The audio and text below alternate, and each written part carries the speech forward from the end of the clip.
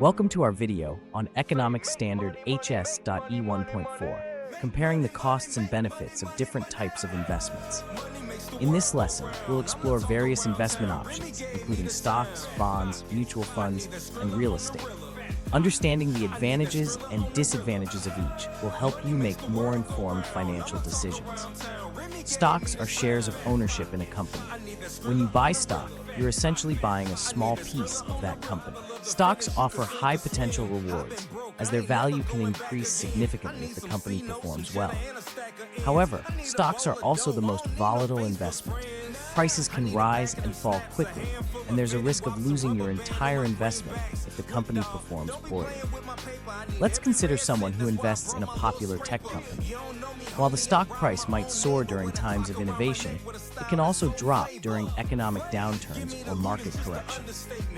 The key benefit of stocks is the potential for significant growth, but the cost is the high level of risk.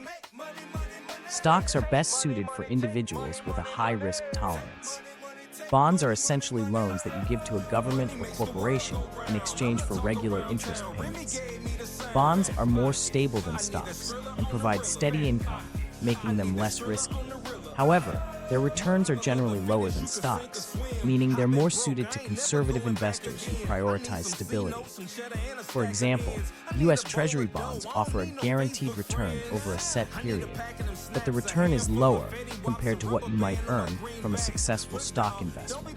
The benefit of bonds is their stability and steady income.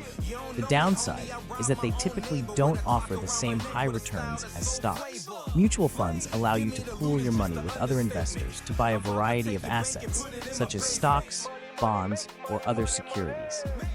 Mutual funds are professionally managed, and their key advantage is diversification, spreading your investment across different assets to reduce risk.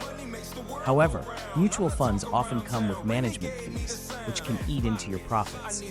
Imagine investing in a mutual fund that includes a mix of tech stocks, government bonds, and real estate. The variety of assets helps balance the risk, providing some protection if one sector underperforms. The benefit of mutual funds is reduced risk through diversification, but the cost includes management fees that may lower your overall returns. Real estate involves purchasing property, such as land, homes, or commercial buildings, as an investment. Real estate has the potential for long-term gains through property appreciation, and it can also provide income if you rent out the property. However, real estate requires a significant upfront investment, and there are ongoing costs for maintenance and property management. Consider someone who buys a house and rents it out. Over time, the value of the property may increase, and they'll earn rental income. However, if property values drop, or if maintenance costs rise, they could lose money. The benefit of real estate is the potential for long-term appreciation and income, but the costs include high initial investment and ongoing expenses. Let's compare the risk and return of these four investment options. Stocks offer the highest potential returns but come with the greatest risk. Bonds provide steady income with lower risk but offer smaller returns. Mutual funds allow for diversified investments, balancing risk and return, while real estate offers long-term gains but requires significant upfront investment.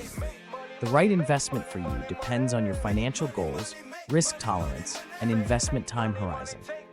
If you're comfortable with risk and seeking high returns, stocks may be for you.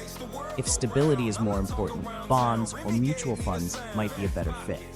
And if you're interested in tangible assets, real estate could be the way to go. In this video, we've compared the costs and benefits of stocks, bonds, mutual funds, and real estate. Each investment type has its own advantages and disadvantages, and choosing the right one depends on your personal financial situation and goals. Making informed investment decisions is key to building your financial future.